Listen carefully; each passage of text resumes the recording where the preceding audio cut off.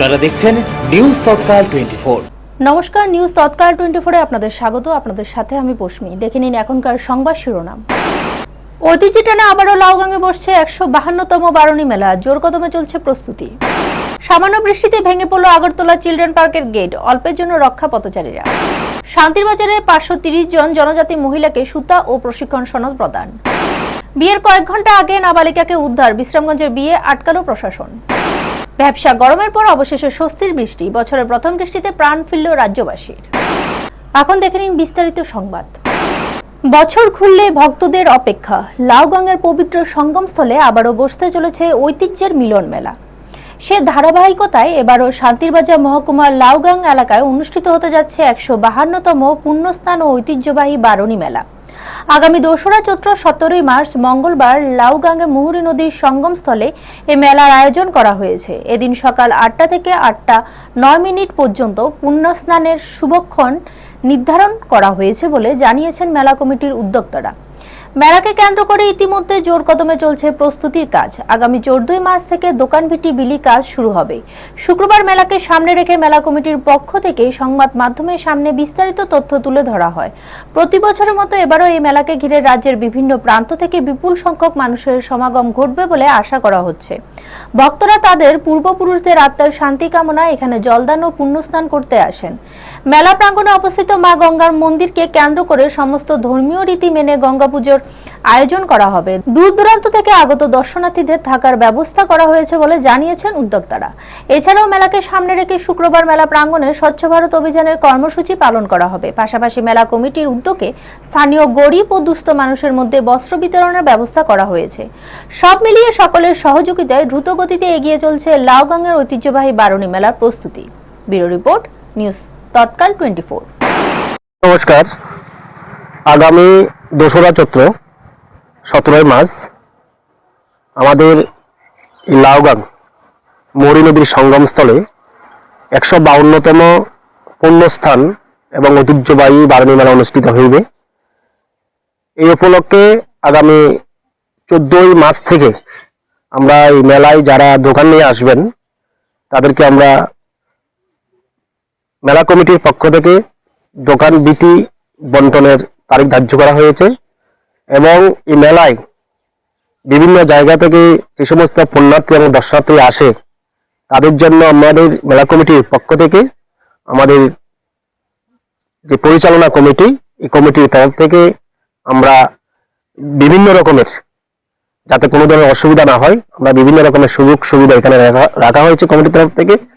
সবাইকে মেলায় আসার জন্য আমরা মেলা কমিটির পক্ষ থেকে বিশেষভাবে আহ্বান রাখছি।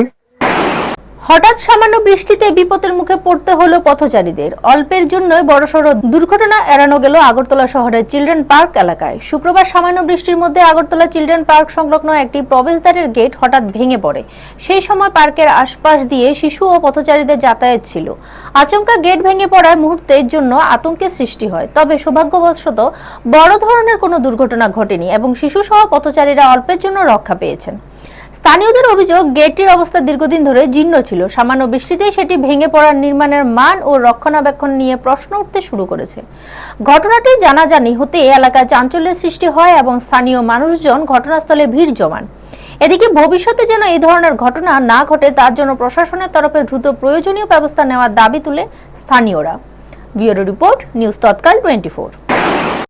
আমি একটু আগে গেছি, তখনই পড়ছে, খুব বাজে অবস্থা। এইগুলি কেন যে এইগুলি মেনটেন করা হয় না ঠিকভাবে, লুক আফটার করা হয় না, এটাই তো বড় কথা। কি দেখছেন অ্যাকচুয়ালি? এটা এগুলি তো অসাবধানতা না। এগুলি যে কবে প্রোগ্রাম শেষ সেগুলি অনুযায়ী, নট অনলি এটা এরকম অনেক জায়গাতেই এরকম রয়ে যায়। প্রোগ্রাম শেষ, প্রোগ্রামের সঙ্গে সঙ্গে যে ভেন্ডাররা এগুলি করে তাদের সেইভাবেই তো এগুলি দেওয়া উচিত।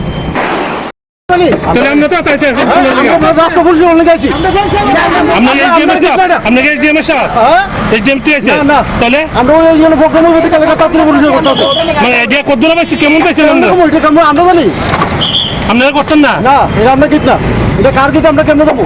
আপনাদের আমরা জানতে পারছি আপনারা ব্যান্ডারের গেট না, আপনারা কাজ নিয়ে সেটা এমন কাজ করতে পারছেন না। কাটা কাজ দিচ্ছেন আপনারা মালিক ভাগ্য গেল তো দেখা আমরা কোনো মালিক না। কেউ পড়ছেন, মানুষ পড়ছে নি? না না মানে আপনি কিটা দেখছেন আয়া? আমি দেখছি বাইঙ্গা পড়ছে। কেমনে পড়ছে, কিভাবে পড়ছে বাইঙ্গা? আমার স্যার সাথে কথা বল, আমার স্যার। জনজাতি মহিলাদের আর্থিকভাবে স্বনির্ভর করে তোলার লক্ষ্যে রাজ্য সরকারের বিশেষ উদ্যোগ। সেই লক্ষ্যকে সামনে রেখে শান্তিরবাজার উপজাতি কল্যাণ দপ্তরের উদ্যোগে মুখ্যমন্ত্রী জনজাতি উন্নয়ন প্রকল্প মিশনের আওতায় সুতা বিতরণ ও প্রশিক্ষণ সমাপ্তি অনুষ্ঠান অনুষ্ঠিত হয় শুক্রবার। প্রথম পর্যায়ে বকাফা ব্লকের কনফারেন্স হলে আয়োজিত অনুষ্ঠানে মোট 450 জন জনজাতি মহিলার হাতে সুতা তুলে দেওয়া হয়। পাশাপাশি শান্তিরবাজার মুকুট অডিটোরিয়ামে হলে আরও 80 জন মহিলাকে সুতা প্রদান করা হয়। একই সঙ্গে 30 দিন ব্যাপী জনজাতি ঐতিহ্য তাঁত শিল্পের ডিজাইনিং ও আধুনিক প্রশিক্ষণ কর্মসূচি সম্পূর্ণ করা হয়। প্রশিক্ষণপ্রাপ্ত মহিলাদের হাতে সার্টিফিকেটও তুলে দেওয়া হয়। অনুষ্ঠানে উপস্থিত ছিলেন 36 নং শান্তিরবাজার বিধানসভার কেন্দ্রের বিধায়ক প্রমোদ রিয়াং, বগাফা পঞ্চায়েত সমিতির চেয়ারম্যান কৃষ্ণা রিয়াং, পৌরমাতা স্বপ্নাবদ্ধ, কাউন্সিলর নেপাল দেবনাথ, সমাজসেবী দেবাশিস ভূমিক, ট্রাইবেল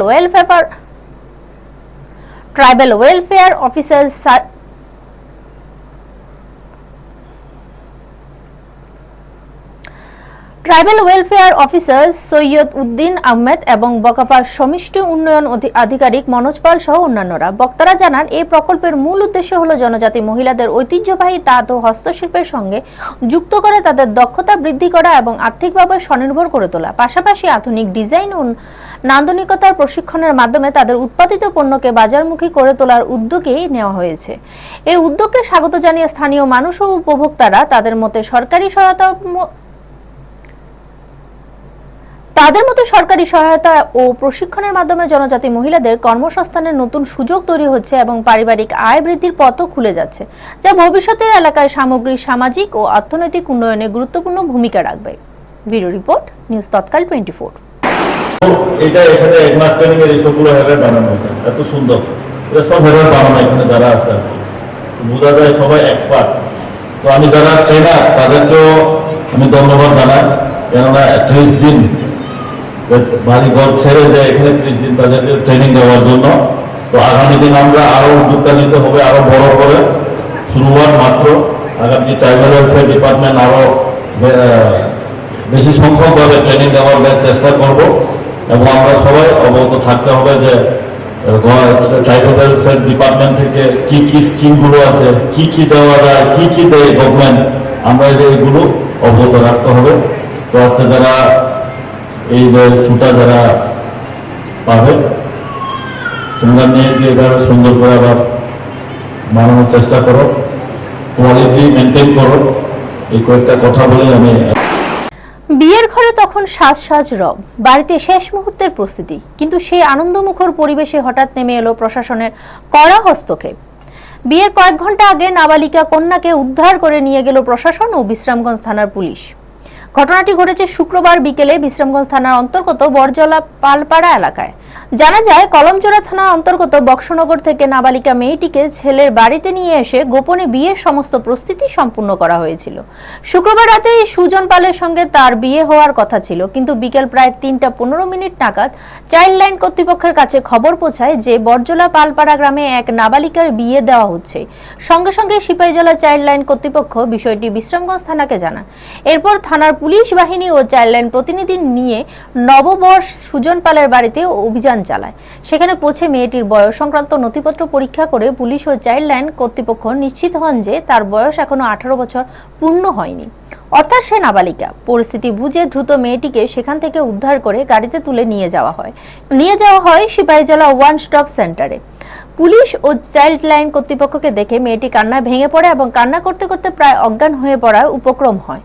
তার কান্না আবেগপ্লুত হয়ে পড়েন এলাকার অনেক মানুষই। এদিকে পুলিশ আসার খবর পেয়ে নববর সুজন পাল সহ তার কয়েকজন আত্মীয় স্বজন সেখান থেকে পালিয়ে যায়। সংবাদ মাধ্যমে মুখোমুখি হয়ে বিশ্রামগঞ্জ থানার ওসি অজিত দেববর্মা জানান, মেয়েটির বয়স যাচাই করে দেখা গেছে সে নাবালিকা। আইন অনুযায়ী নাবালিকার বিয়ে সম্পূর্ণ অপরাধ, তাই তাকে উদ্ধার করা হয়েছে। তিনি আরো বলেন, কোনো অভিভাবক যেন তাদের মেয়ের সন্তানকে বোঝা মনে না করেন। মেয়ে সুশিক্ষা করতে স্বনির্ভর করে তোলায় প্রতিটি পরিবারের দায়িত্ব। তিনি সতর্ক করে বলেন, 18 বছরের নিচে কোনো কন্যার বিয়ে দিলে আইন অনুযায়ী কঠোর ব্যবস্থা নেওয়া হবে। এমনকি এই বিয়ের সঙ্গে যুক্ত আত্মীয় স্বজন, অতিথি, পুরোহিত বা ডেকোরেটর কেউই আইনের হাত থেকে রেহাই পাবেন না। উল্লেখ্য সিপাহীজলা জেলার বাল্যবিবাহ ঘটনা নতুন নয়। মাত্র 1 মাস আগেও বিশ্রামগঞ্জ থানার অন্তর্গত ননজলা গ্রামে আরেকটি নাবালিকার বিয়ে আটকে দেয় প্রশাসন। সে ঘটনায় নববধূ হবু শ্বশুরকে থানায় নিয়ে যাওয়া হয়েছিল। ননজলা ও বরজলা একই থানার অন্তর্গত পাশাপাশি গ্রাম হওয়া সত্ত্বেও এমন ঘটনা ফের সামনে আসায় এলাকায় ব্যাপক আলোচনা শুরু হয়েছে।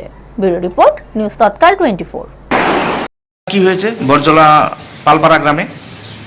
অ্যাকচুয়ালি এখানে একটা হচ্ছে নলজলাতে এক মাস না কাটতেই বরজলাতে একটা বাল্য বিবাহ আজকে অনুষ্ঠিত হয়েছিল।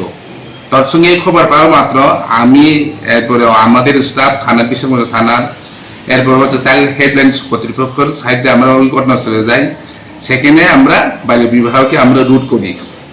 এরপরে বাল্য বিবাহকে রুট করার পরে যে ভিকটিমকে আমরা এখানে ওয়ান স্টপ সেন্টার আমরা রেস্কিউ করে উদ্ধার করে আমরা এখানে আমরা নিয়ে আসি।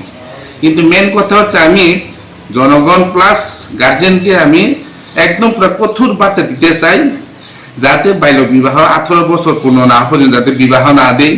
কারণ মহিলারা হচ্ছে আমাদের পুরুষের সমভাবে তারা কাজ করতে পারে। যে তাদেরকে আমি তারা যদি এখানে যদি অনুষ্ঠানে যদি অ্যাটেন্ড হয়, তাদেরকে আমি রিকোয়েস্ট করব যাতে তারা এইভাবে যাতে এখানে অ্যাটেন্ড না করে সংসার আমাকে ইনফর্ম করার জন্য, এবং তারা যদি অ্যাটেন্ড হয় তাহলে যদি তাদের উপর সবাইকে এই যে প্রহিবিশন অফ চাইল্ড ম্যারেজ অ্যাক্টে আওতায় সশ্রম তাদেরকে পানিশমেন্ট দেওয়া হবে। স্যার আপনার নামটা? আমার নামটা হচ্ছে অজিত দেববর্মা, উচি বিশ্রামগঞ্জ থানার। বেশ কিছুদিন ধরে হঠাৎ গরম ও অস্বস্তিকর আবহাওয়ার পর অবশেষে আকাশ ভেঙে নামলো স্বস্তির বার্তা। বছরের প্রথম বৃষ্টির স্পর্শে যেন একটু প্রাণ ফিরে পেল রাজ্যবাসী। শুক্রবার বিকেলের দিকে হঠাৎ করে আকাশে জমতে থাকে কালো মেঘ। কিছুক্ষণের মধ্যে শুরু হয় হালকা থেকে মাঝারি বৃষ্টি। বেশ কিছুদিন ধরে তাপমাত্রা ও ভ্যাপসা গরমে অতিষ্ঠ হয়ে উঠেছিল সাধারণ মানুষ। এর মধ্যে এই বছরের প্রথম বৃষ্টিতে অনেকটা স্বস্তির নিঃশ্বাস ফেলেছেন রাজ্যের মানুষ। বৃষ্টির সঙ্গে সঙ্গে অনেক জায়গায় তাপমাত্রা কিছুটা কমে যায় এবং পরিবেশে নেমে আসে প্রশান্তির ছোঁয়া। রাস্তাঘাটে ব্যস্ত মানুষের থেকে শুরু করে ঘরের ভেতরে থাকা মানুষ সবার মুখে দেখা যায় স্বস্তির আভাস। যদিও কোথাও কোথাও সামান্য জল জমার খবর পাওয়া গেছে, তবু দীর্ঘদিনের গরমের পরে এই বৃষ্টি যেন স্বস্তির বার্তা বয়ে এনেছে। রাজ্যবাসী অনেকেই আশা করছেন আগামী দিনগুলোতে এমন বৃষ্টি আরো হলে তাপপ্রবাহ থেকে কিছুটা হলেও মুক্তি মিলবে। ব্যুরো রিপোর্ট, নিউজ তৎকাল 24। এখনকার মতো সংবাদ এই পর্যন্ত। পরবর্তী সংবাদ দেখার জন্য চোখ রাখুন নিউজ তৎকাল 24 এর পর্দায়।